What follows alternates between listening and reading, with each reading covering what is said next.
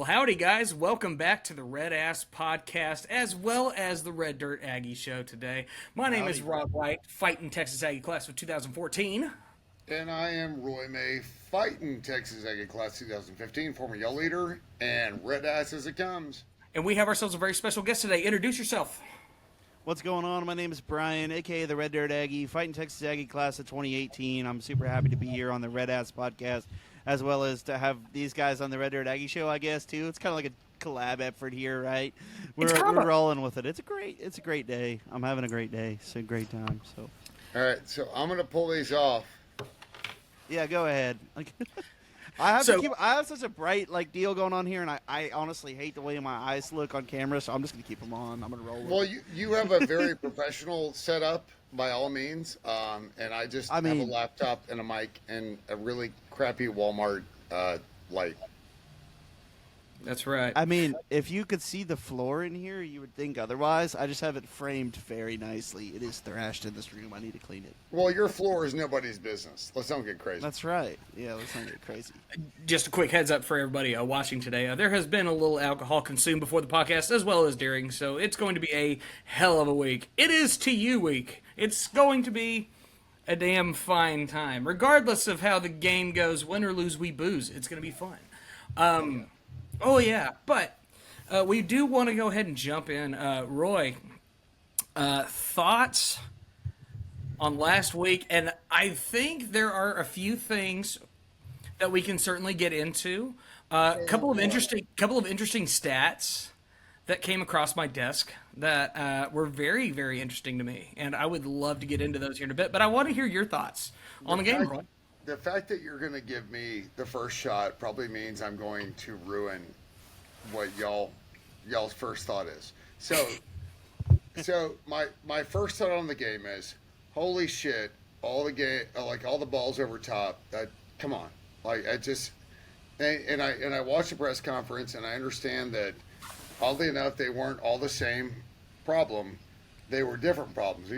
They were three distinct different problems. And this is what Mike Oko told us, right? That's a concern. So multiple problems of concern. But my biggest thing is this is what I have to lead with. And I'm sorry if I steal y'all's thunder. 8 games. 8 games without a holding penalty against us. Yes, sir. How in the fighting Texas Aggie hell is that literally possible? And I do know somebody did say, no, we did decline 1. Okay. 8 games minus 1 down. Right. No holding penalties against us while we're on defense. I got to be honest. That's the cleanest offensive line play I've ever seen in my life, or it's bullshit. Take your pick. I was about to say that is certainly something very interesting in terms of the numbers. I mean, that was something we talked about. Normally, we don't interesting in terms of the numbers. Let me say it out loud. Hit the pause button. Chill for a moment. Take a deep breath. Angry Roy can stay in the bottle for about 5 seconds. It's okay. Let me kind of explain my thought process here. Okay, so we go through basically 30, did I count that right? 30 quarters of clean offensive line play against one of the best defensive lines in the country. Sus. I do not believe that for 1 second. And all you have to do is go back and look at videos, highlights, or otherwise. I will give you a great example of this. So we normally don't like to blame officiating ever, right? At the end of the day, there are certain things that we can do to fix and win games. We don't blame officials per game, but come on.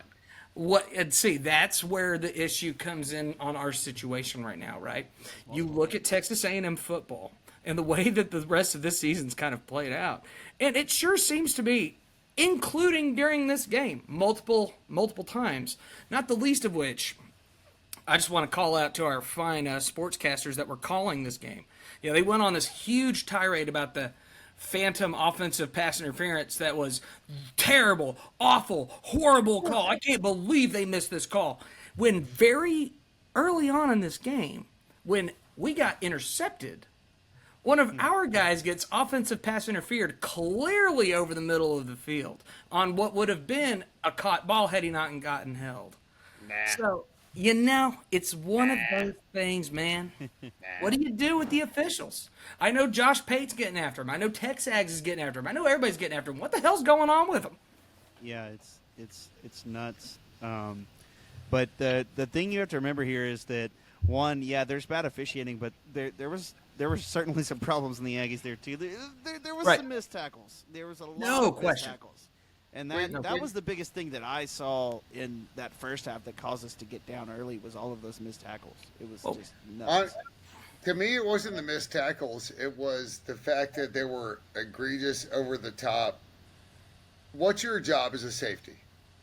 Right. Nobody gets behind you, right? The ball in front of you. And so and I get the missed tackles because, good Lord, we all saw the South Carolina game. Oh, yeah. They had I'm fairly certain 4,700 yards after contact. That's what it felt like. Certainly looked that way. But the problem is with the Auburn game, and if you saw the Elko press conference today, just the team press conference today, he talked about, man, balls getting over the top. Like, that's one thing you can't let happen. And we'll get into it. Sorry, I put my shades back on because Shred Dirt's kicking it. And, Yes, sir. and I'm very proud of the shades I bought a couple weeks ago. Hell yeah. So here we are. But what concerns me is seeing the Sips and the games they played, and I don't care who they played them against. They have players that can bust the top off the defense. So there's Sips love to play the side screen game, right? Quinn Ewers is averaging 5 point, he's averaging less than 6 yards per attempt past the line of scrimmage, right? And yet they've lost one game.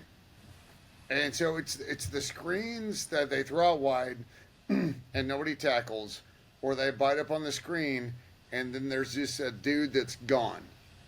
So please digest this and tell me why I should be confident about us beating Texas. And trust me, I'm your resident sunshine pumper. Right. But I want you to be reasonable and tell me why or what. Well, I got to be honest. Some dude came up to me at a basketball game and told me I shouldn't be so negative. But he still had his core brass on his baseball, on his PMC hat. Nice. And it was clear that he'd been graduated for 7 or 8 years. And I'm like, I'm going to need you to embrace the job and world you have, if not, hopefully, a wife and kids.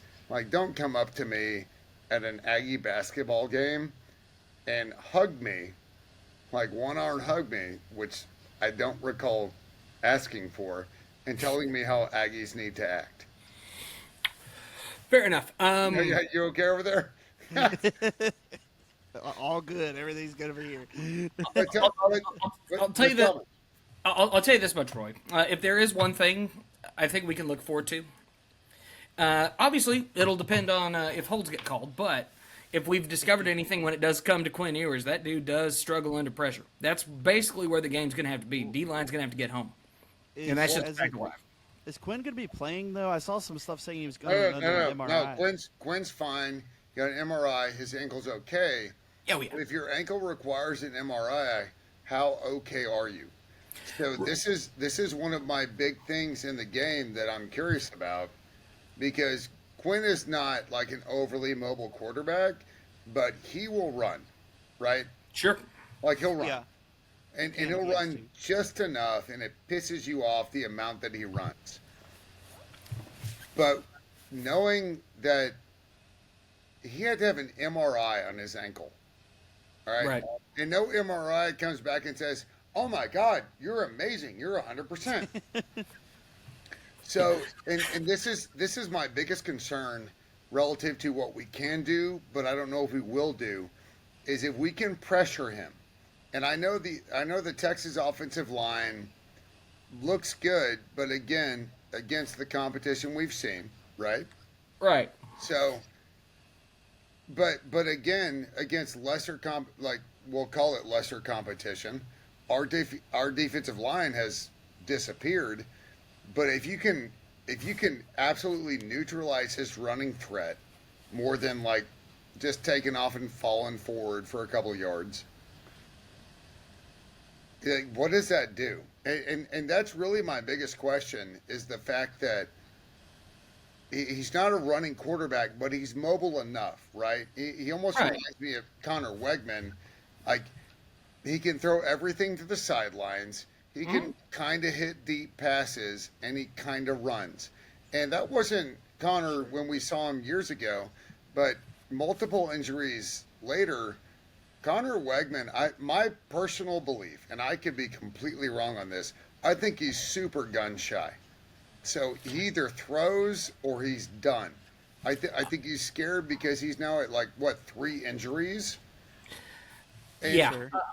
and so Quinn Ewers is only at 2, but he's seen Manning number 7 come in, and everybody kiss his ass, even though he put up big numbers against a nobody. Well, I'm looking at Quinn Ewers' numbers here. This is actually a rather fascinating stat for you. So that he has 32 carries on the season for negative 64 yards. He's averaging negative 2 yards a carry, which I understand that's a lot of that goes towards sacks. Obviously, Right. I get that, Right. but I mean, but I think that is something to keep in mind. Whereas, let's just say on the similar, flip the coin the other direction. Let's look at Arch. 17 carries on the season for 81 yards. Which is significantly better. I mean, averaging nearly 5 yards a click right now. All right. So Well, if we're since you're the if we're stats talking guy, about no, since you're the stats guy, then tell me average completion rate for Arch Manning. Like every Okay. time he throws the ball. But the problem is when Arch comes in, nothing matters, or it's just a throw it up and hope, right? right, I We mean, all, well, we all remember Quinn Ewers like shell shock phase, like that meme, right? He's Oh, yeah. right next to Arch Manning, and they're both like, "What just happened?" Come on with it. well, I mean, right now he's averaging about 50% versus top 25 passing, which is granted 6 attempts, 3 catches. That's where it's at right now. Yeah, That's he's just had limited action against Right. top level opponents. Exactly. So we And- don't really and what's- know what he's capable of, but at the same time, we know he can run. When we've seen him throw against lesser competition, so he could be really good. It depends on what version of him we're going to get, and then we don't really know a whole lot about him. So. Yeah, he's thrown 61 for 90, 67.8% over the course of the season, damn near 1,000 yards passing as the Yeah. backup. Yeah, Yeah. but He's good. yeah, you go first. Oh Go no, ahead, Mr. Brad. like to You- me, he's done nothing against nothing, and 3 for 6 is nothing. And then I get you that. look at Quinn Ewers, and then look. Oh, I hate to bring this in, but look at Marcel Reed against what we've Sure. seen strength of schedule, a much more difficult defense is, if you will, to play against. And so I'm not going to sit here and tell you that Arch Manning is crap. It was easy to say that when he was being recruited because he played at a 3A or 2A or whatever the crap it was. Yeah, private institution there, but yeah. Small school. Yeah, and the main thing is if you're A&M and you're the Aggie defense, you've got to be ready for both quarterbacks. You don't want to be like LSU and not be ready for Marcel Reed, like they were. So you've got to prepare for both quarterbacks because there's a chance that if both are healthy, that both will play. Maybe they run some kind of 2-quarterback system or something. I think that's a very real possibility. It'll be interesting to see how it plays out, right? I mean, if you've got a quarterback who hypothetically has an injury, I mean, it'll be interesting to see what they end up doing. Also, let's take the scope of this conversation and blow it out a little bit, right? Let's talk about the grand scope of what this situation is for Texas A&M right now. You are coming into a game where you completely control your destiny on how things play out going forward, which is a really, really good thing to be doing in week 12 of your season. Yeah. You have a chance to win this game, proceed to move on into an SEC championship game, and if you somehow win that, your season continues in the playoff. That can happen. Will it happen? That's a big question that will be answered, obviously. But the way things are situated right now with Texas A&M, everything's ahead of us right now. We just got to go out there and do our job. Just keep winning, and then you don't need any help. It's a good spot to be in. You'd rather it be up to yourself than up to a bunch of other people. And we're going to leave it up to a bunch of other people, and then we ended up getting that break that we needed. You know, we dropped that game to Auburn, but some other crazy stuff happens, and look, we're kind of in the same spot as we were before the Auburn game started. Not a whole lot. Cheers to Oklahoma Sooners for keeping our chances alive. And Florida as well for taking out Ole Miss too. What's going on, Roy? What's going through your head, man? I want to talk about the money I lost on that bullshit Alabama-Oklahoma game. That was terrible. Hey. I mean, God bless them. Maybe it works for us, but you lose. I really don't care. Well, I care about my kids say nowadays effing wallet, but I understand that. But you're the one that decided to gamble it, Roy. Well, okay, then let's take a step back. Why did we need Alabama to win? Right? Okay, so we shouldn't have. Let's You're not right. Let's not get over that fact. And look, I love A&M more than anybody you will ever find in this mankind. All right, I do. And you guys can be like, well, maybe me. Then let's have a maroon off. I don't know. But the reality is, we're fortunate to be in this situation. Yep. And, bro, what the 12th man is going to do on Saturday night. I'm excited. I want to lean into that. I'm done talking about the scenarios. There's one scenario. Yeah. The scenario is you win. That's Correct. it. So can we talk about the fact that my daughter at the LSU game, my daughter's a current student, my daughter was scared about how much the decks were bouncing. And I was like, you're going to need some moon boots because this shit's about to be a bit much. And, no doubt. Well, and I have no doubt that the current 12th man who has no connection to the rivalry, right? And the players, if you watch the PC today, like some of them get it because they grew up in it, but the reality is they don't get it, and that's okay. Like I'm not gonna be like, well, they don't get it, so neither do the Texas players, right? No, yeah, you're right. Like those of us that are old, like I'm halfway to 90, man. So I get what this is. I've been to these games. I've been to these games since the late 80s, all right? And it means so much more to the fans than it does to the players, which I think, and this is what I want y'all to discuss, I think it's better for the football game that I care more than they do. Because mine is emotional. Theirs is getting to, like, starting Saturday night, it's playoff games. Win or go home. Yeah. Win or go home. But my emotion, Saturday. My emotion is a lot. So Saturday is win or go home. For me, it's win or never send a Christmas card. Right. I mean, yeah. So here's how I kind of view this situation. Like, if you blow out Texas A&M, as far as being a student and well as this whole rivalry here, I mean, Texas A&M and Texas have absolutely been in what we would like to call a bit of a proxy war, right? This has been a Cold War, really, between A&M and Texas. This is a true to fashion Cold War. Case in point, look at the facilities, right? Kyle Field gets an upgrade. DKR gets an upgrade, right? Olsen's going to get an upgrade. The Dish is going to get an upgrade. It's childish. It's like the most childish Cold War ever. Right. It's like you have all that going on. You have a proxy war happening in baseball. You have a proxy war going on in softball. You have a proxy war in all the other sports. But the main conflict, which for this rivalry has largely been football, that has been off the table for the last 12 years. This is the time.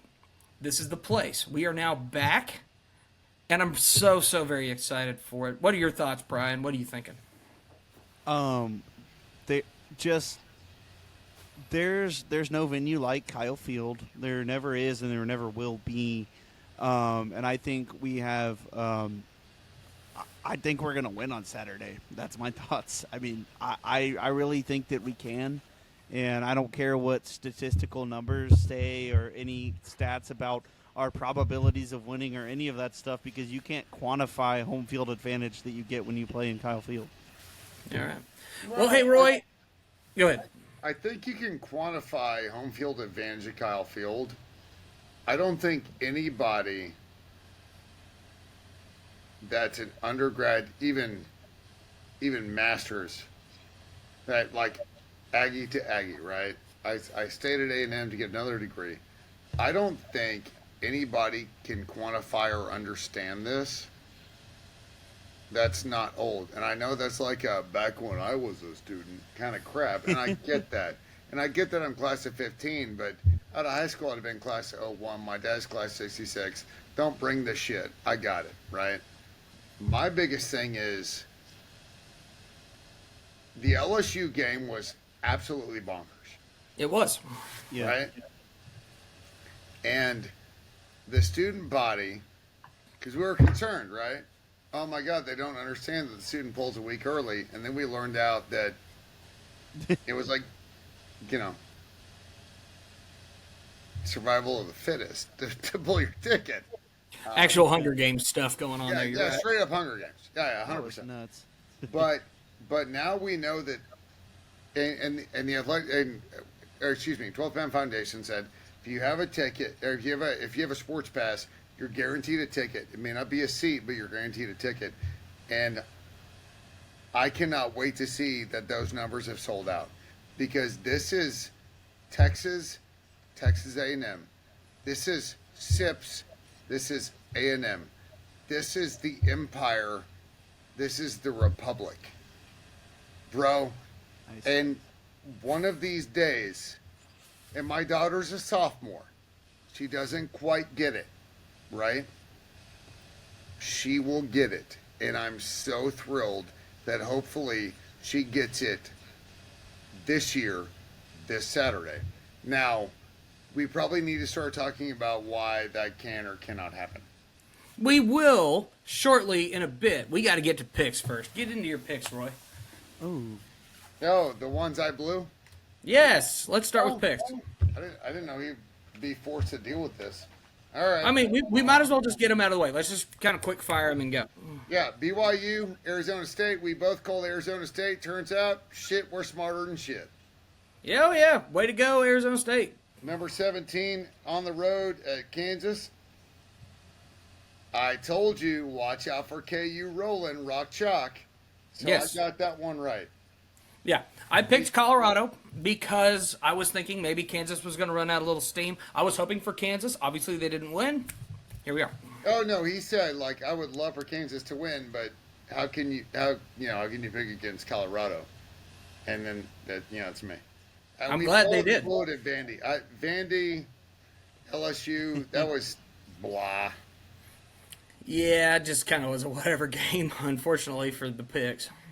Yeah, no, I really thought Vandy had a chance to win that game. That wasn't like a Yeah. fun trying to beat anybody. With Diego Pavia running quarterback against LSU, you like your chances, right? Oh, sure. This is the one you picked up on me, and it was emotional. I picked Army. You picked Notre Dame. You were right. Blah, blah, blah, blah, blah. Well, it was always going to be that way. I hate to say it, but it just No, Notre Dame. No, I 100%. said never bet against the Catholics. Yeah, Army had this much of a narrow path of victory. And You're it- right. And it went. So, and then we both picked the Aggies, which sucked. So you are now at 38-27. I'm at 35-30. Cool. We met each other, which is why nobody should bet with our picks. Oh, never. Because we do like to pick on emotion at times. So, Well, it's and all- I didn't pick any games for this weekend since we're having a collaboration, because I think we just need to talk about more important things than other games. absolutely we should. College football games are dumb. Oh yeah. Except So, for ours. oh, no doubt. I mean, you say that, Roy. Yeah, we talk about actually, and that will bring up a topic that we'll get into here in a little bit because we did get a few questions that I'm really excited to dive into to kind of get everybody's perspective. Yeah. But like honestly, one question right out the gate, and I think we actually received it from a couple of different people. I look and feel so weird because I still have my shades on, but I Oh. feel like I'm the majority. Yeah. No, keep them on. Keep them on. Okay. Makes you feel All right, less fine. awkward. We'll throw them back on for the remainder of the podcast. So if you're watching on YouTube, we wear our sunglasses at night. I shade- wear the shade my gang is active. sunglasses at night, so I no. Excellent, Hold excellent on. singing. Well, if you go to Hawaii, it's no, hold on. California, it's shades on 6th. Shades on 6. Hey. On 6/11, whatever. Little A&M baseball flavor for you. Actually, so in regards to that statement you made before, Roy. Oh, what'd you do there, Roy? I don't know. No, you're talking about Aggie baseball. No, wasn't going to talk Aggie baseball, but Oh. we can mention that. We can mention that real quick. So I You got love them the all fact. excited. I love the fact that Texas A&M is going to go ahead and honor the 2024 Fighting Texas Aggie baseball team at halftime As they with should. with early on the field. And if those players aren't just actively doing this number and like trying to identify Schloss if he happens to be in the crowd somewhere, I'm gonna love every minute of that. Wow. So yeah, that's awesome that they waited until Well, that game. Well, and Rob mentioned this to me, and I'd seen it earlier. He's like, "Oh my God, if Schloss is there, Schloss doesn't have the dirt bags to be there." If he's within 100 leagues of College Station this weekend, that's a very bold man. He doesn't have a rosin Yeah, bag to show up anywhere on this campus for an Aggie football game, quite frankly. And I don't care if this never goes to more than 12 people or goes to a bajillion 12 people. Schlossnagel is the most Ted Cruz better worthless not come either, just because the curse. garbage, like completely, like just trash human being relative to your own team. So please, for the love of God, show up at Olsen. Please. That's like I'm begging you. Please. You have no spine. You have no balls. It's possible you have no penis. All right. That's where I'm at with Schloss. Like, bro, there's I mean, no it's true. chance in a million years. And now that he knows, he might have been showing up because he and Sark are homies, right? He might have thought about showing up. There's no way he shows up at Kyle Field on Saturday night when we honor that Aggie baseball team, knowing that there's a chance that the cameras pan over to him and he has such an egotistically blowing shit wagon garbage piece of garbage. Like, he just, it's all about Schloss, and then all of a sudden it can't be about Schloss, and then we're going to we're going to double down on how much we hate him because it's not about Schloss. There's no chance. It's I'll tell you never what, about him. I will, It I, never I was will about put, I'll put $100 down, I'll put $100 down to say he will not be there, and you guys match it with 25. So if he's there, I pay 100. If I don't know. he's there, I'm telling you.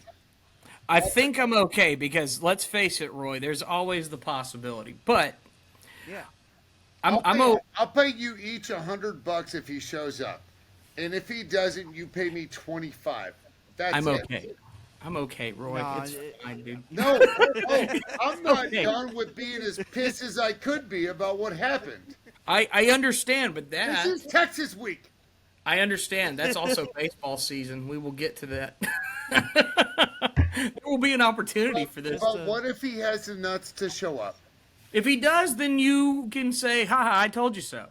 Artificial nuts. Hey, just like their turf. Anyway. All right, this boy's I feeling gotta it. All right. quit talking. I'm so All right, Roy. Focus up real quick. I got a question for you. So this is from my buddy James Davis. This includes you, Brian. Feel free to answer this how you feel. Now, Ryan first. all right. So here, quick. All right, question is: since it is rivalry week across most of the nation, which rivalry is your favorite outside of A&M and Texas, or in your case, Roy, also Army Navy, because that would be your obvious answer. So, What, Roy, is your favorite rivalry game outside of A&M Texas and Army Navy? Oh, me first. Yeah, go ahead. Oh man.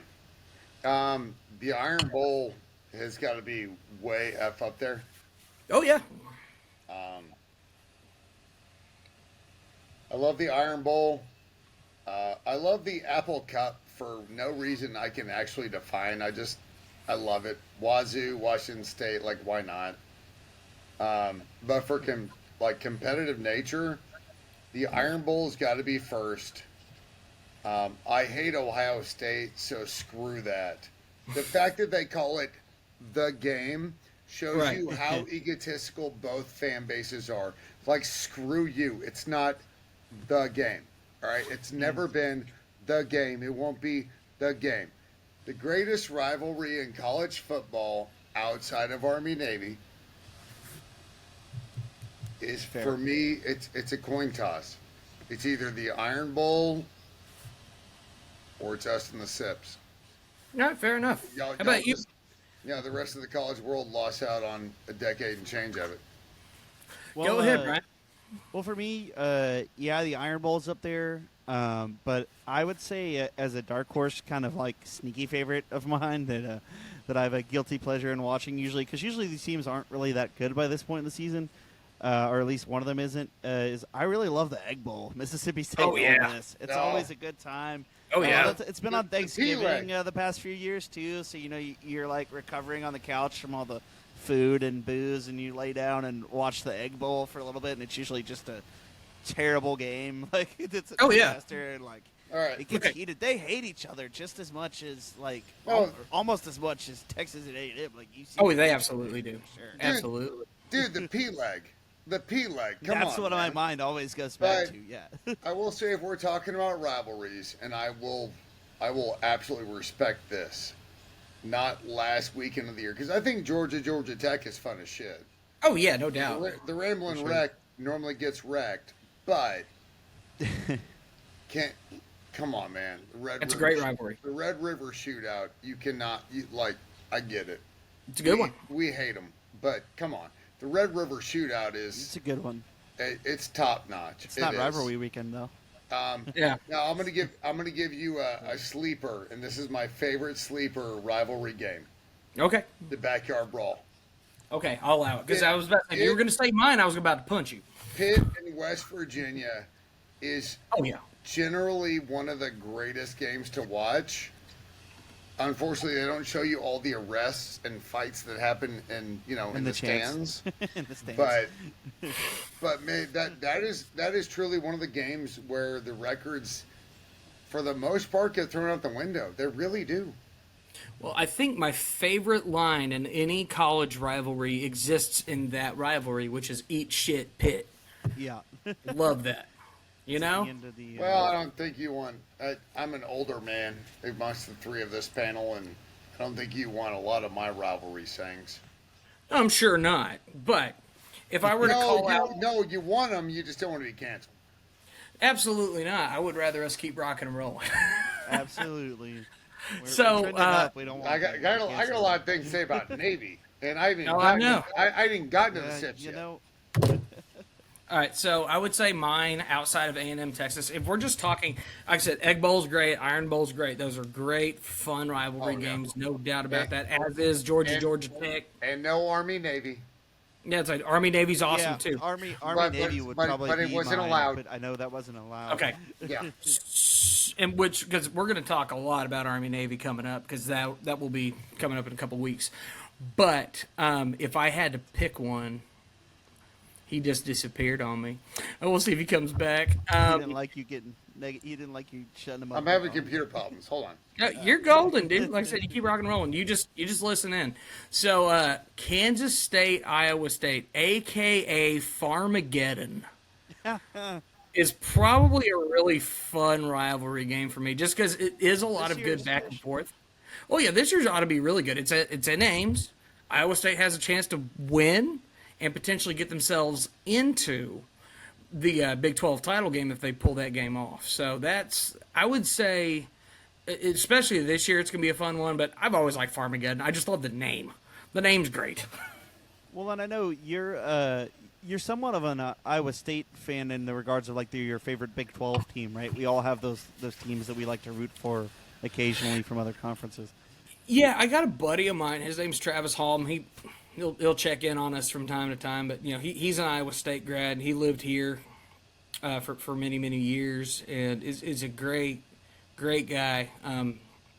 Really, honestly, he was the big inspiration for me to kind of jump in and learn more about Iowa State sports.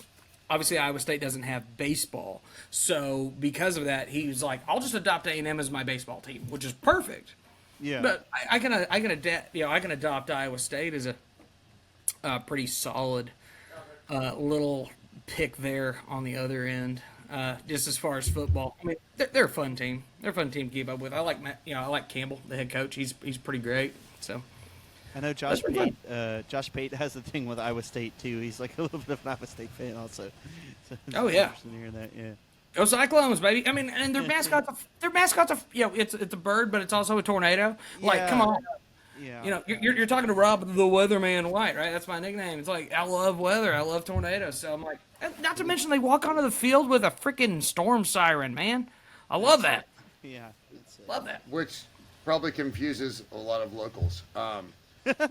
Look, Oh no. well, actually, quick, funny story. They almost got hit by a tornado right before a game one time a while back. Just a fun little side story It's for funny you. because It was they- like the whole deal. It's funny because I didn't, right?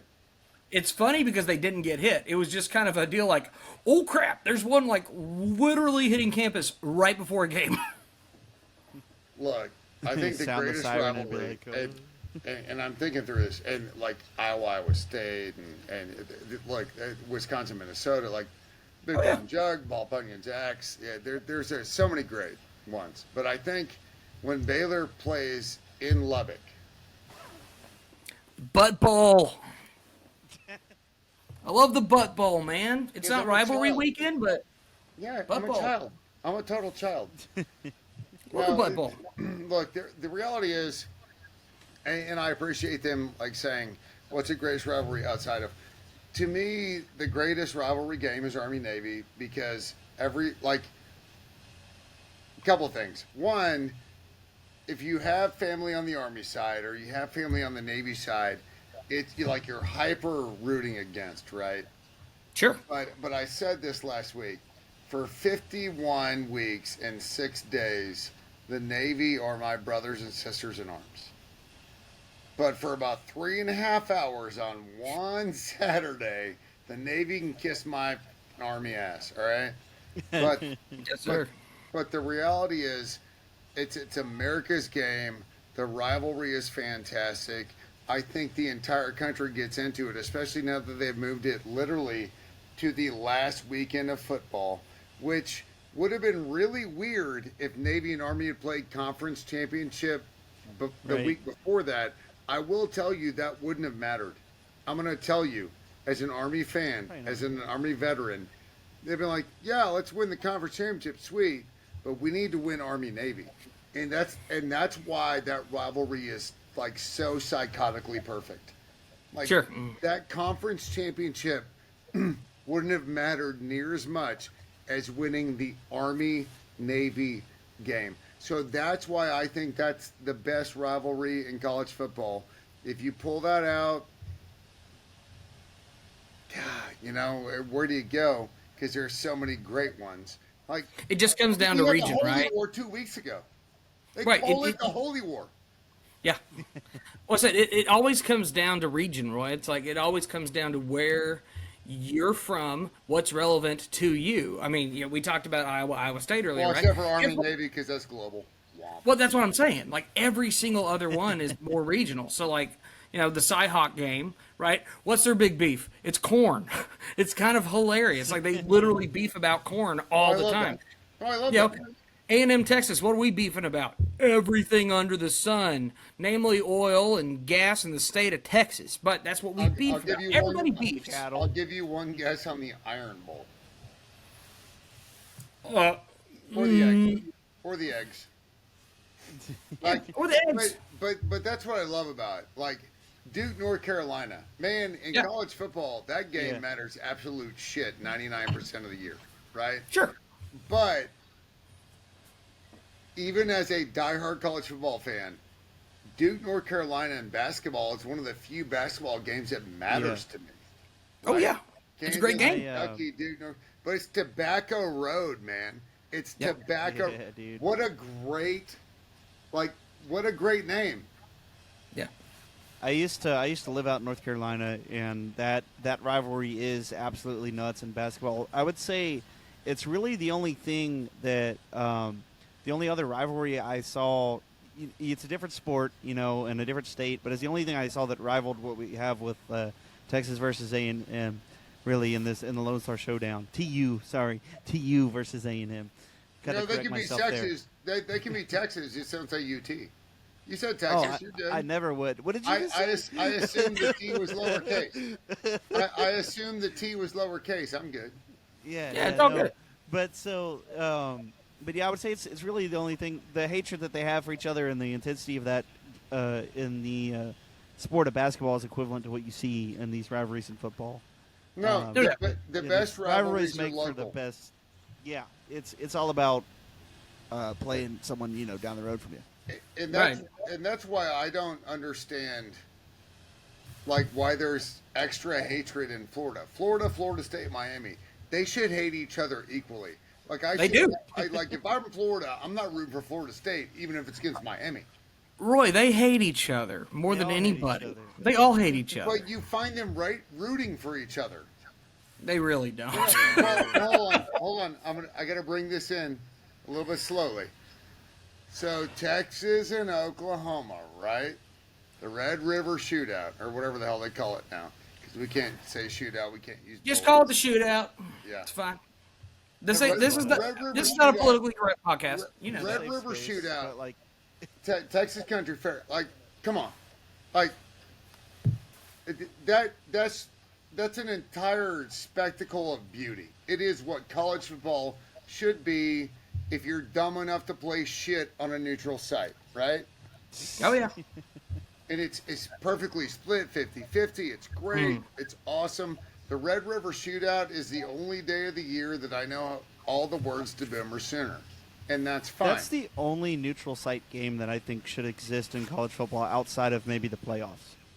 I disagree. I think there should be 3 total. We've already talked about this before previously on the podcast, Okay. but one of the things we talked about was obviously Red River Shootout, world's largest outdoor cocktail party. That needs to You know, continue in Jacksonville. Florida, Georgia, and Jacksonville always. But it's honestly, it will always stay there. Can we just call it that again? That's all I'm asking. Yeah. And then obviously Army Navy. I think those are the 3. Well, and I think we might talk on this, Army Navy between Baltimore, DC, Right. and NYC. I You get need it. a bigger stadium for But that. no. You have to do that. I think every 4th year it should rotate randomly. Sure. I think that'd be cool. You start playing the game around the country. That'd be really neat. Every 4th year, because you still got to do Baltimore, DC. You got to do the Come play in rotation, the South right? somewhere too. Yeah. Like in Texas, Play in I'm gonna play Jacksonville. Cowboy Stadium, NRG, or something down in Houston. Army Navy in the Rose Bowl. Yeah. You could do it. Think about how much military's on the West Coast. Oh, yeah. Yeah, sure. It'd be really cool to do that way. Army Navy in San Antonio. Holy Yep. shit! The Mhm. largest Army post is Get them in some Colleen. historic college football venues and stuff too. I think it'd be great. Could be good cool. Sport. Yeah. so I'm okay with that. But on the flip side, as much as I love Army Navy being showcased to the world, or at least to the states, I think there's also an argument to be made for that every 4th year, or maybe you go, New York, Baltimore, Philly, and then you have the 4th year, right? Yeah. Well, then maybe that 4th year's on campus. Could be. Like I said, I think Because there's a where lot of should college football games be played? on campus, Roy. I think it's probably good to go ahead and move on to our next question, so we just keep this thing rolling. Next question I had was your best memory of the Lone Star Showdown that you have, if you've got one.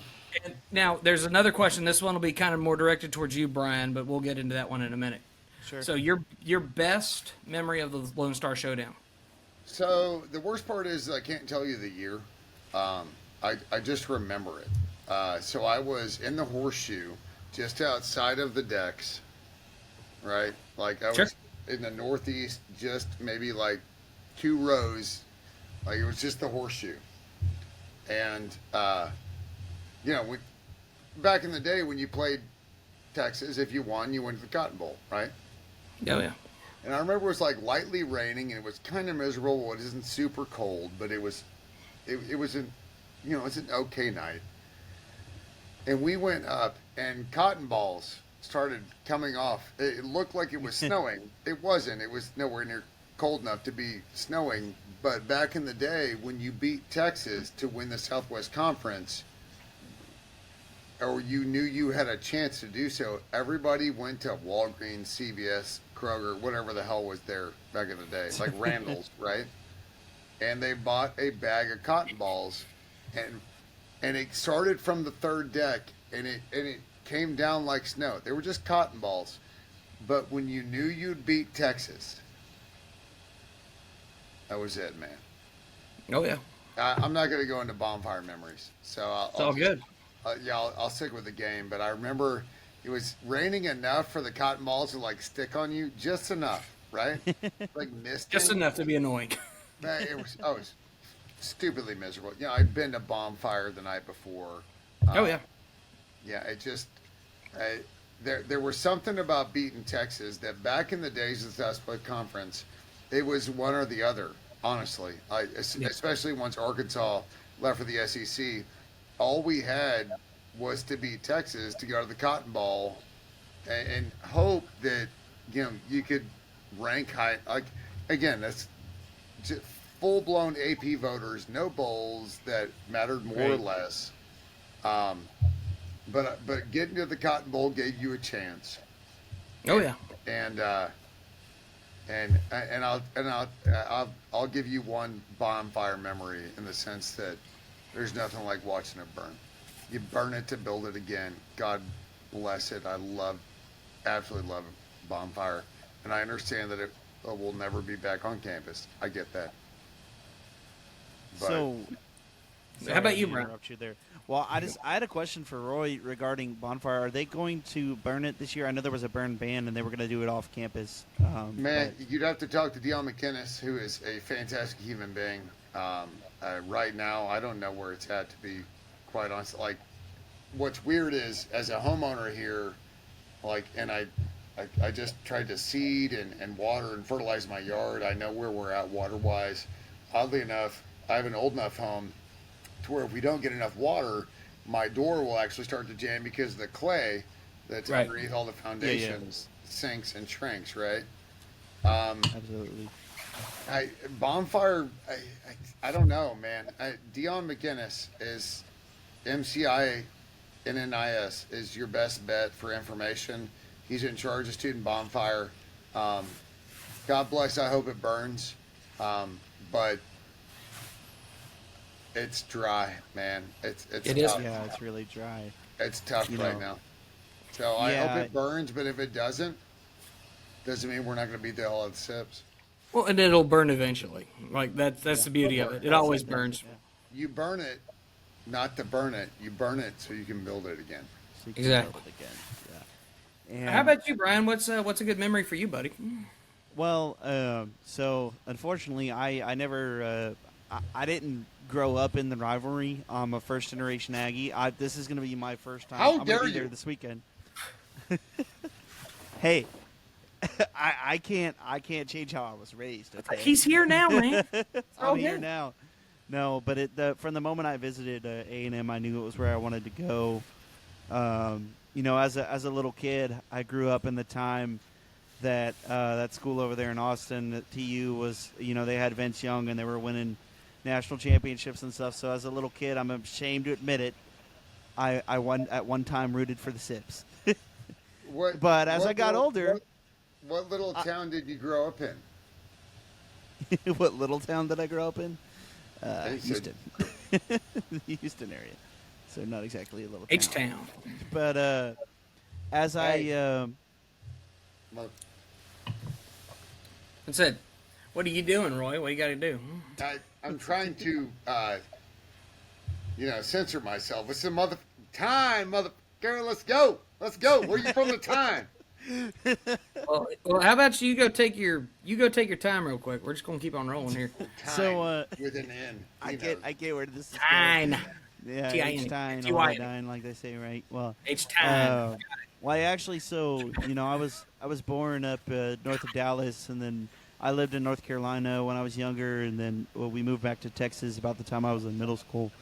But I grew up about an hour north of Houston in Spring, Texas, and like the Spring Klein area, and now I'm in Magnolia. Oh, that's where he's from. That's where Roy's from. Are we about Hey. to become best friends? Yes. I think we already are, right? What high school did you go? What high school did you go to? Klein Collins. Oh yeah, that didn't exist when I was in school. Fair enough. So did you go to Klein? Klein. Yeah, my Klein, my hold it mom down. went to Klein. My mom went to Klein. and, So- and I hate to be like that dude because we hate Ohio State, right? We all do. Yeah, it's- and that's the fight song for Klein Collins. Yeah, they had Ohio State. but it's well, that's your fault. It's the Klein High School. The Klein High School. The Klein High School. oh God. Hey, Oh, you. it was the first. So- It was the first. Hey, So, hey, Roy, you can't trademark that. Ohio State already did. Sorry about you. Here's what I'll tell you though, and look, I don't think Brian gets. Well, he might actually. No, embrace you this gotta joke. let me finish Yeah. though too. Oh no! I've got to get this out before you finish. Klein, Oh, go Klein, ahead. Klein Forest, right? Those were the three that, those are the three OGs, right? Sure. And then you had Klein Collins and Klein Kane, right? Well, yeah, Klein Kane didn't exist when I was there. That was after my time. God, you're so old. But Klein Oak and Klein Forest, those are the OGs, right? Sure. So Klein Collins, come on, Klein Oak, Klein Forest, Klein Pine, like they said it on a T for them, and you call it Klein Collins? I don't know. Klein. All right, anyway, Klein sorry. Collins. Yeah, you're good. I don't get They it. grew up out All of Houston. Yeah, we got a KC, But anyway, yeah. So I, grew up when I was younger. I thought was gonna want to go to Texas, but about my sophomore, junior year of high school, I really started kind of, I visited A&M, and I didn't even have to visit Austin because I knew I was like, nah, this is where I want to go. Yeah. It right. was Nice. it was an easy choice, and just fell in love from the start. Then of course, I went to fish camp, and I was like all in after that. So You're in. I was All a right. counselor as well later on with that too. So Hell I'm yeah. real appreciative of fish camp. But anywho, when it comes to the rivalry, I don't have a whole lot of memories from it from the football side of things because of that. But baseball though, while I was Oh, in yeah, school, plenty there, of 'em. I'm class of 18, so I graduated in 19, so I had plenty of baseball ones. Hell yeah. You The went Michael through it. Barish walk off was pretty memorable. One of my all-time favorites. And but one of my favorite one I think was that I don't remember what year it was, but TU had a pitcher named Mateo, and the entire 2018. Okay, so you remember the entire student section was like Mateo, and it's just the energy, Yeah. the energy at that game was nuts, and the student section was full within about 2 minutes of the general admission was full of the seats. Oh, yeah. Because that was before they had all of those extra bleachers out there, Right. because you were at all the games, Mr. Captain America. But Yeah, I don't go by that name no more. I'm old and I'm graduated. Brian, we're going to come back to this wildly in the offseason to talk about our stupid projections for Olsen renovations. Oh yeah, how much is it going to cost? That's What's it gonna look like? Yeah, I don't. I care what it looks don't like. I don't care what it costs. know. Yeah. But,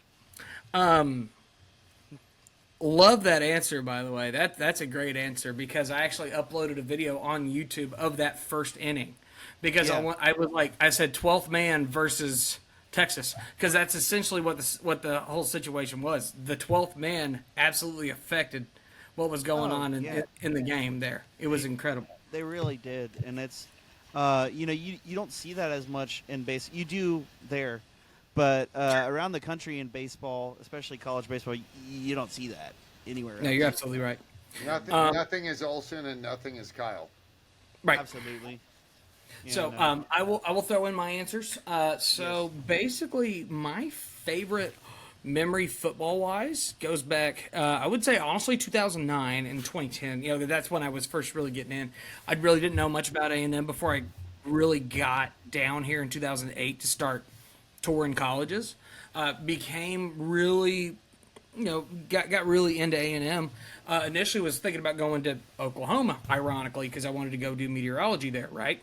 We've talked about that before, but I ended up obviously going to A&M. My cousin Melissa, she invited me down for Thanksgiving '09. Hey, come stay at the house. I got a ticket for you in the student section. We're going to go we're going to go stand and watch the A&M game against Texas. I was like, okay, cool. So we're sitting like underneath the overhang of the third deck on the second deck, so like literally back row, and we were looking straight down on the field. Third play from scrimmage, Jeff Fuller catches like an 80-yard touchdown pass, and the student section lost their freaking minds, man. I mean, I've seen not beer, but just whatever liquid was available was in the air. People are high-fiving, head-butting each other. I mean, losing their minds. And I was like, ooh. That was the thing that really got me into A&M right out the gate, was that play and seeing the energy of the building. Yeah. Now, if I had to pick like a favorite football memory, I got to go like 2010, the next season when we went to Austin. Won that game. Von Miller intercepting the game, intercepting them right towards the end of the game, securing it. Watching all the Texas fans slowly kind of trudge out of the stadium because they were missing a bowl game for the first time in forever, and I was like, "Oh, sucks to be you." Oh, right. It was a darn shame. It was a great moment. Now, I will go ahead and bounce off of you exactly what you said. Talk about baseball for a minute. I completely agree. Like 2018, that was a phenomenal weekend. I love that game. It was so much fun. Man, when we reinstated the rivalry in 2016 full time, and we started doing those Tuesdays, and the first one was at home, we're up big. We're up like 5-0 or whatever, right? And all of a sudden, Texas starts creeping in there, top of the ninth. They tie the game. We're like, golly, it's like it's like football. It's like, oh, we're blowing another lead, because this was around that time when we were still doing a lot of that crap. And I was like, hero too that day. Right. Michael Barish comes up first at bat. Texas player has a chance to catch a foul ball, misses it. One more pitch, next pitch, gone out of the ballpark, rounds the bases. Not to mention the tussle that took place afterwards, and you're talking about rivalry moments.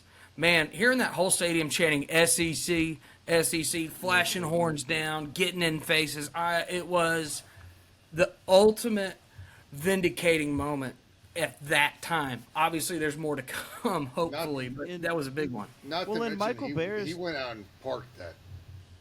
Oh, yeah. That wasn't a doubt. That was gone. No, it was like, no, it's gone. It's like over the wreck. And I love you, Iron Mike. Wow. I hate to use Moneyball, but you can hear the crack of the bat. It's one of those.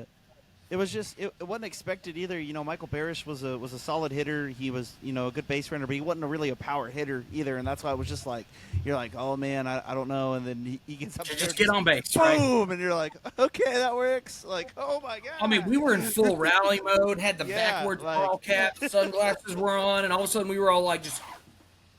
Like, that'll do it.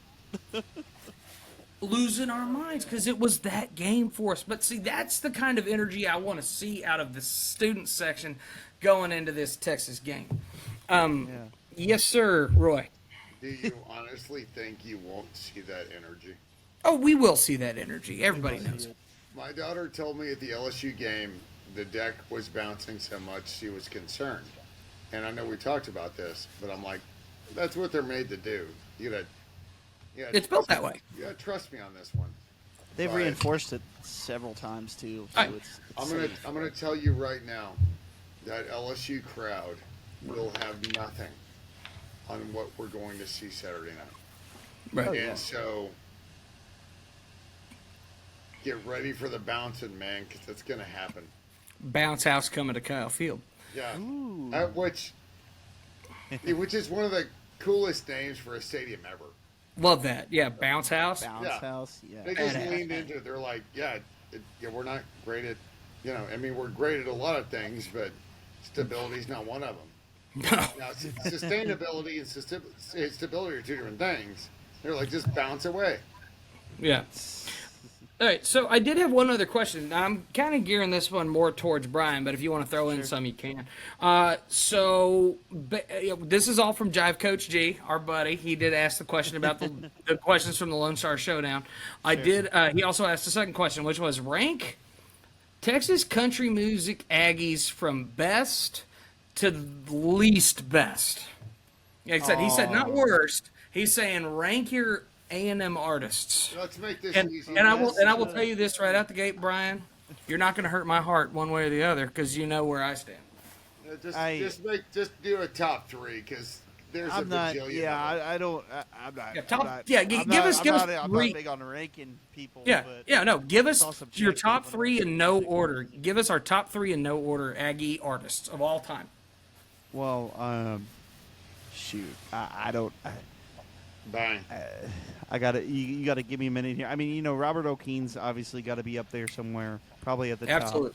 top. And then beyond that, I think you've got a few options for like your. I mean, you've got Robert O'Keen, you've got Lyle Lovett, you've got. Why am I drawing a blank on his name?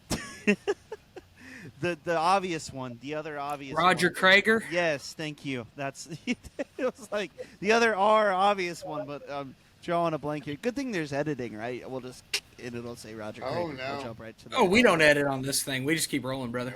Oh, Hate to don't break worry. it to you. I'll edit. I'll edit mine. You don't have to edit yours. You made me look dumb on yours. It'll be good. No, but we're good. Yeah, so I'd probably have to go. I'll say Lyle Lovett second and Roger Krager third. Then I guess those are the top three that I think of. Like traditionally, I think there's a lot of younger ones that are talented too that are coming up, but those are the ones that have the legacy. They right They now got a lot that of have been work around to long do. enough too. Yeah, the younger ones just got a lot of work to do, and that's okay. Well, Yeah, we do. By the time they're, yeah, and Rob, you're pretty good too yourself. Okay? Thanks, man. I try. I'm out here just living an he's- honest life. Man. He's no bad. How's it been, by the way, man? With Carson Jeffrey and all those guys, and getting to play music and stuff pretty regularly now, right?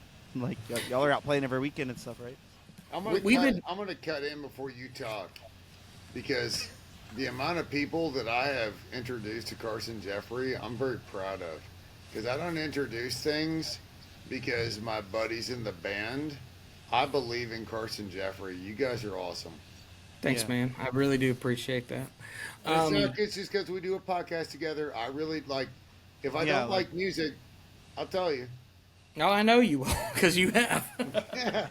You sent me shit, and I was like, "Yeah, that was really good." And that one was kind of. It's I don't like that one. Yeah, I mean, and it's even amongst our newer music, which I'm excited about all that. We'll get into that in a minute. But basically, man, with playing with Carson, it's been great. I mean, I love the guy. He is the most down to earth, true cowboy you will meet in your freaking life. That dude lives his life. He doesn't need a whole lot of frills. He's not the big money guy. He's not the TikTok guy. He's Carson freaking Jeffrey. He's just a freaking cowboy, man. He hates having to do the social media stuff. We have to force him to do it, Yeah, because The- you kind of the- have to nowadays. You have to, but where we're at, I mean, I love the guy. I love working with him. The studio has been so much fun. Getting to record this last album. We're actually hitting the studio again, starting early next year. Just recording the next round of singles that are going to come out after the record. Like Carson wants to keep us moving and keep us rocking and rolling, which has been great. We've had a couple of personnel changes this year. We've talked about it on the podcast already, but in regards to y'all. Red Ass Podcast. Yeah, Red Ass Podcast. Yeah, for our listeners on the Red Dirt Aggie show, so we've had a couple of personnel changes. So Chase Chancellor, our drummer, he is out. He had to go take care of family stuff. His dad passed away. It was it was a big deal. So we're very supportive of him taking care of family stuff. We're a family first band. We support that. Right. Absolutely. Secondly, Ryan Rogers, just creative differences. He just wasn't kind of fitting what we were looking for, and he wasn't really finding a lot of fulfillment in what we were trying to do with him. So he opted to go take advantage of a new gig. We have hired a new drummer, Mason Waller, who's been with Gracie York. He's a phenomenal drummer. He's been kicking so much ass for us. And we just hired Kyle Villarreal from the Teague Brothers. He has rolled in with us and has been doing it. Oh yeah, and they're a great band, and we love them to death. We absolutely do. Kyle has come along with us, and has really been starting picking up on some live shows, and is looking forward to rolling with us not only in studio but on the road going into 2025. So it's been great. It's a little slow back half of the year because Carson and Carly just had their baby. It's congrats to yeah. them. Yeah. They had that back in October, so it's They're expensive little pets. yeah. Oh, did we hear the cheering? I was a little late on So that. exciting. So exciting. Not But kidding. it's one of those things. We're really excited for him, of course, and we're very supportive of what he's doing with his wife and keeping that. So what we've done is we've taken a lot off his plate. If we're on the road and he has to show up a little later, man. We'll get there. We'll load in. We'll sound check. Take care of the stuff you got to take care of. It's fine. Yeah. We are trying to make life easy for him. And so us as the band, things are going okay. We've got our new record coming out next year. We haven't really set the date yet. It's going to be springtime. But Plan of Attack is going in 25, man. You're a team. We actually it's weird. We're like an actual freaking team. It's incredible. Like we've put together a unit that's ready to rock and roll in 25. That's what you want. And it's exactly what you want. So we're going into 25, and we're meeting up at the Tap for like 3 straight days there in January, where we're just gonna slam out and do a bunch of rehearsals, a bunch of set testing, play around with calendar. What's that? Put that on my calendar. I'm free. Yeah, we might sneak you in for a session or two. Could be fun. But whatever. Yeah, put it on my calendar too. I'm gonna come too. I'm crashing it too. So the Plan of Attack. So yeah, we're gonna reconstruct the set from the ground up, and there's gonna be a lot of new music in it, as well as a bunch of old stuff that we haven't touched in a while. So our set that you've seen us play for the better part of the last 2 years, but a lot of songs in it that we love and we support. And there's about 5, 6 that are guaranteed locks. Everything else is off the table. I know what you're gonna say, Roy. You want Girl You Ought To. I want it too. What do you want to say, Roy? I think I speak for Brian when I say that we're just happy to buy the beers from the tap and hang out. Yeah. Fair enough. Yeah. Fair enough. That's not an open invitation. If you're listening to this podcast, I just feel like the two of us could kind of get squeezed in the door. I will drink a beer at 10 in the morning. I know it. I've seen me do it. Oh, you won't be the only one, because I guarantee you Travis and Mason will be having at least one. Those boys, they love their beer, man. There's beer lovers in the band.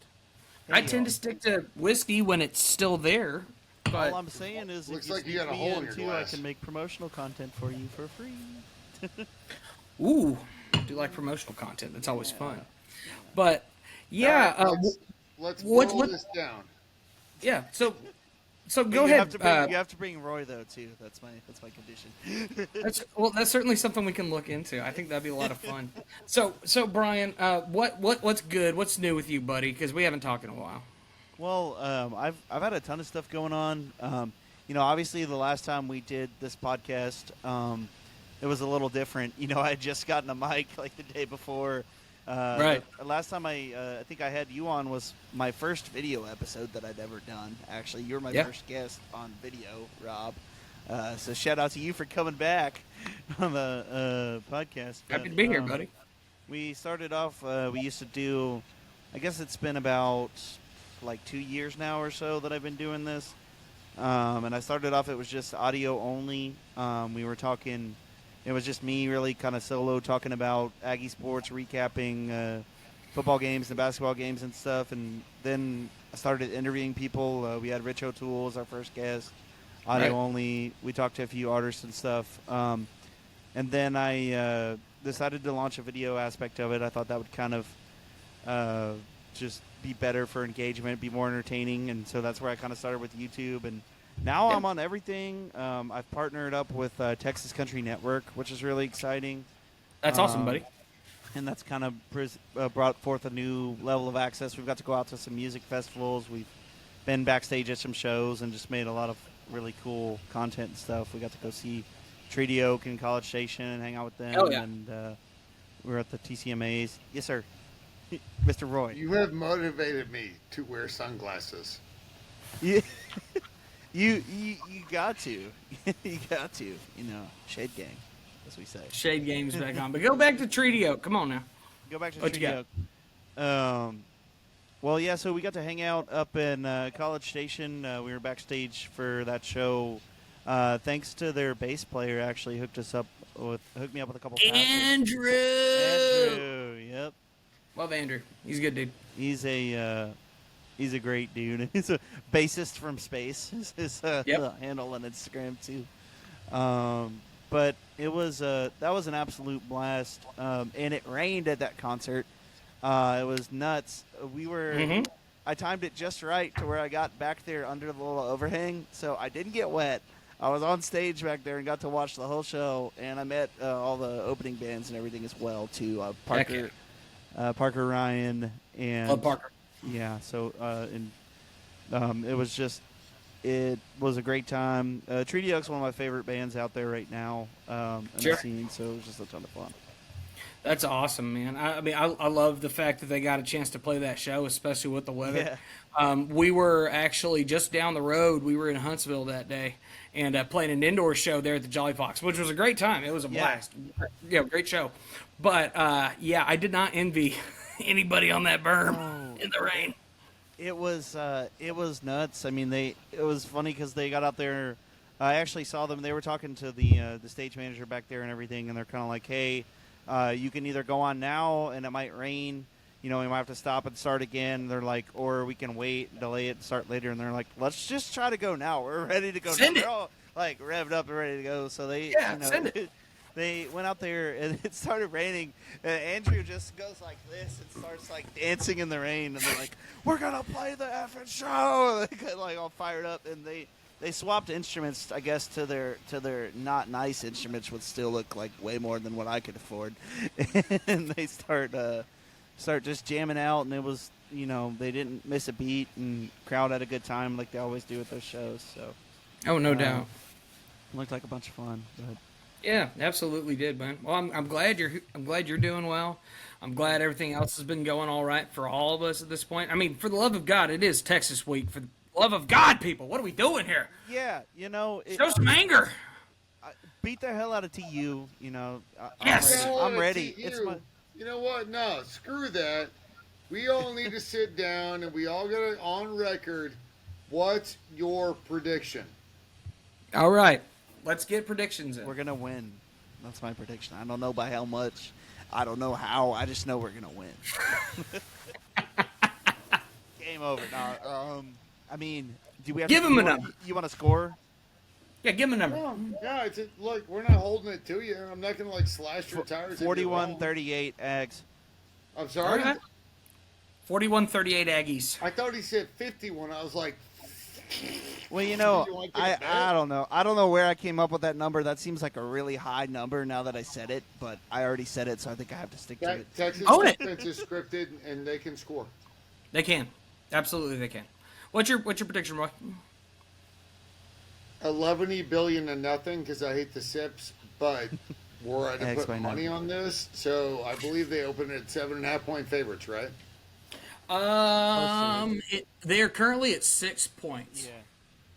Well, money moves lines. Actually, it's actually moved again. Well, it opened at 5.5 to Texas. It's moved up to 6.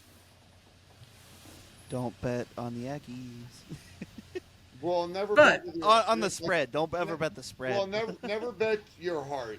Look, I've been gambling since I was in high school, and the one thing I learned is if I bet against A&M when I lose, that means they win. So it's like hedging your emotional bet, Right. Yeah, I don't which is know. why I quit betting on the Aggies for the rest of my entire life. Yeah, I Outside just of once a year, I go to Vegas or I go to Reno, and I put down $100 on them to win the national championship. I'm like, what's a C note, right? Um, I got one of but those bets out right now. I've got, So- you know what? I think Quinn Ewers' ankle injury is a bit of an issue considering he already can't hit the downfield pass. Sure. I think Texas' offensive line has looked really good against absolutely nobody. It's easy to pick Texas, but man, this is a Kyle, and Texas SEC schedule has been an absolute yoke. And Lord Indeed knows it I'm has. gonna pick the Ags. I'm just basically drawing this out to tell you how many points the Ags are going to win by. Yeah, give us your points. I've got like a 28-24. That's fair. Okay, that's fair. I'll go. Three turnovers for the Sips. So we're on turnover battle +3. +3 to turnover So battle. we're gonna Okay. take advantage of a short field off those turnovers and get those points. Probably. So, yeah. I fully anticipate Texas potentially outgaining us. I fully anticipate Texas doing a lot of things statistically that are going to make A&M look not that great. I see if we do win this game, it's going to come down to basically how much the environment impacts. Can we get after Quinn? Can we really assert our dominance against that O-line and not allow the big passes over the top? I think one or two of those get through. They become scores. It's going to be what it's going to be. A&M wins this football game 31-28. Last-minute field goal from Randy Bond just because why the hell not? Also, if you're watching this, Justin Tucker, I hate you, and I hope that you step on a Lego tomorrow morning. Also, you know what? Just real quick before we finish this up, 75-73 would be great. That would be incredible. I'd be okay with it. With 16 What, overtimes. what have we said all year, Rob? Chaos. Chaos. Chaos. This is the chaos college football season, right up there with 07. I want that. Yeah, So it's what we it really really is. need is about a 42-10, to where they don't even like. We get to the SEC championship be and beat them so bad that the committee's like, oh, they really didn't play anybody, and whoever they played, they lost to bad. Get them out. We need to beat them by the same margin that Georgian beat them. If that happens, that'd be incredible. Don't get me wrong. I'd be way okay with that. I'll be streaking. Oh, as you should. Go streaking. Just don't film it because we don't need that kind of press on the internet. Or maybe we do. It could blow up this podcast. We don't know. You know, follow Red Ass Podcast on your ass cheeks. Yes. Oh, dude, just paint it on there, dude. The literal Just paint it on there. Paint it maroon and white and white paint. Bro, if we're able to beat the Sips as much as not just by the same margin, but in the same way, with a really bad Carson Beck, I will not be in the street. I will not be on a podcast. I will be shit texting my relatives that are all Sips. Oh, yeah. Hell yeah. They were like, "Hey, you That's want to have a Christmas dinner together?" I'm like, "No." No. All I right. don't care if we win or lose. It's not happening. Not happening. I care too much about our relationship for that to happen. Well, ladies and gentlemen, we really do appreciate y'all so much for catching this combo podcast with our buddy over here with the Red Dirt Aggie Show, man. Be sure to follow. Be sure to go follow Red Dirt Aggie Show. For the love of God, go do that. Be sure to follow us, too. Yeah, We so appreciate it. if you're watching on my stuff, follow them. If you're watching on their stuff, follow me. If you already follow all of us, that's even better. Tell some other people to Right. follow us. Right. So I'm Rob the Slapper on both Instagram as well as Twitter. Roy is Roy May Jr. on Instagram, Roy May 15. And then, of course, we have the Red Dirt Aggie Show on both. Yeah, So we're we- Red Dirt Egg Show on everything. Absolutely, guys. We thank you so much for checking out this podcast today. We loved it. Had so much fun. Gig 'em, beat the ever-living hell out of TU, and right. let's go out there and get us a win. Have a very happy Thanksgiving. Yes. Please, by all means. Hey, yeah. Have a Be safe safe. Thanksgiving. Have a safe Stuff your Thanksgiving. face. Have a great Thanksgiving with friends, family or those you care to spend time with, and beat the fighting Texas Aggie bullshit out of the Sips. Gig 'em. Gig 'em. Take care.